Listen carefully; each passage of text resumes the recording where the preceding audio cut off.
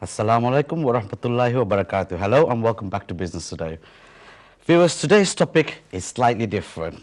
It's about who I believe is a very inspirational person who is very successful in his own field of business, and he has a business which is growing quite rapidly, very big, and it's a remittance business. The company and the man behind the exchange business we want to discuss today mainly provides remittances to the large Bangladeshi communities living outside Bangladesh. Apart from the remittance services, company also caters the investment needs of NRBs through parent organization BRAC Bank Limited. BRAC Bank, in its first 9 years of operation, became the fastest growing bank in Bangladesh, which is quite amazing actually. Apart from serving the Bangladeshi ethnic community, BRAC Sarjan is also serving other large ethnic minorities and communities such as the Indians, Pakistanis and Sri Lankans. The company has a vision to expand its remittance network globally and has recently made arrangement with one of the leading banks in Poland. That's unusual. This will allow the Polish nationals to transfer money to their beloved ones in Poland. That is, to me, for a Bangladeshi organization to get there, it's amazing. So for today's topic, I have a very successful person here with me. I think it's going to be very inspiring and it's going to be very interesting. So without further ado, I'll ask him to introduce himself to us. Assalamu alaikum, Mr. Salam. How are you? Assalamu alaikum. Thank you. Yeah, thank you for inviting me to NTV. Yeah. It's a real pleasure to have you here on the show. I'm really looking forward to find out how you became the success you are today. Well, I think behind all that, it just each individual, how you actually take yourself, further. I came here in 1978 at the age of 11 years old. With my mother. My father used to live here in Birmingham, so I've started my journey from 1978 in UK. Since then, over the years, I've worked in the restaurant business. Besides that, in 1992, I started. I think everybody knows that we started off with my wife a retail shop in Birmingham, in Los Angeles. That was our starting point. Everybody knows the retail shop. So from 1993 to 2001, I mean, we were running the boutique shop successfully. Then we moved into. I remember the shop actually. Yeah. I think we had. It became a brand name within our Bangladeshi communities across UK. Because the boutique shop, in our communities, as well, that it doesn't, the trend are changing. So we thought we need to diversify the business into other business. So we started from 2001, we started restaurant businesses. Again, we were, involved in catering business for a few years. Okay. And 2003, we decided to actually, we started off with Sarjan Travel, where we used to, again, it was all to do with our communities. The retail shop, the travel. So we thought, as we got a customer portfolio, we can, serve our Bangladeshi communities who wants to go to Bangladesh. So we started off with the travel service. And then, while we were running the travel business, I had some people approached us to see, asking whether we can, whether I am interested to actually in money transfer businesses to send remittance to Bangladesh. So I thought, this is something is not my profession or my experience. So I thought, okay, all right. So we started off with Western Union. I think it was very few agents that time in Birmingham in 2003. I think early 2002 or 3, I can't exactly remember. So that was our main starting point with Western Union.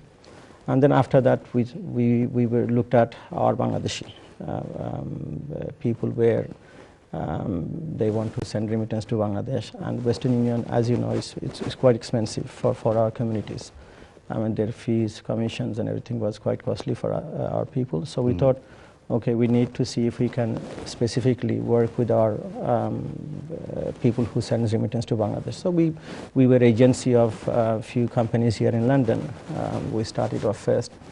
So when we had this financial meltdown in 2007-8, we had a lot of issues in this industry. people who are I understand. yeah, people who are in the banking sector, not only banking sector, whole industry as a payment, the financial industry suffered in 2007-8. So I mean, there were a lot of companies who actually lost money. We were also suffered some loss as well in 2008. But I never gave up. I mean, I thought that we all started off from somewhere and will end up somewhere. But I had this vision of where I want to be, in a year's time. So I mean, with the support of our communities, because we built up the relationship with our community for many years. Of course.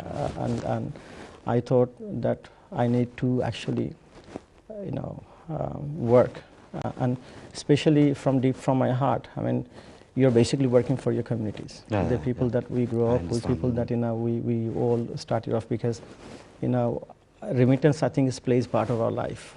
I mean, for people who works outside Bangladesh. Very so true, remittance is part of our life. So I thought that there was a scope that, I mean, Shunali Bank been there for many years, I think 35, 40 years. So they were confined within some areas, 5 or 6 town branches they had, but they were didn't not really growing. expand too well now. They didn't really expand within our areas where Bangladeshi communities live. So I thought, okay, all right, let's see what we can do. So in 2009, 10, when we were basically, for us to send remittance, like you see a lot of agents across UK, wherever you go, protita rasta apne dekhben je agencies.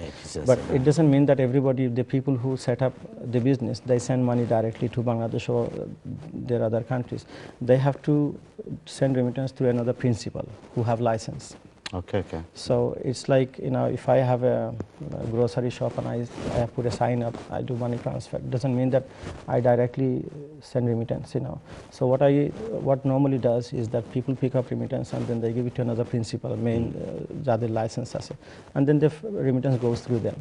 So in 2008, I lost, after this financial crisis, we also worked with few companies here in London.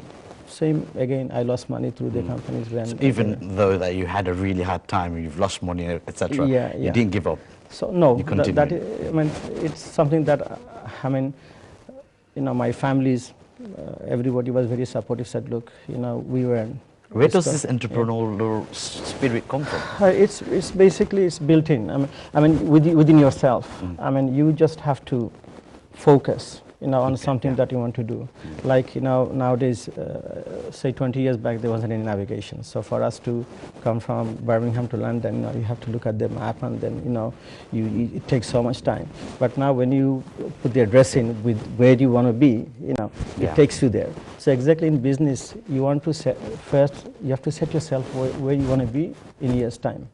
So you just focus and you just stick to that. And do you know what I mean? Yeah, like it's very interesting. Actually, we're going to continue from where you left now. We're just going to quickly go into a break. Viewers, stay tuned in. We need to go into a break and see you after the break.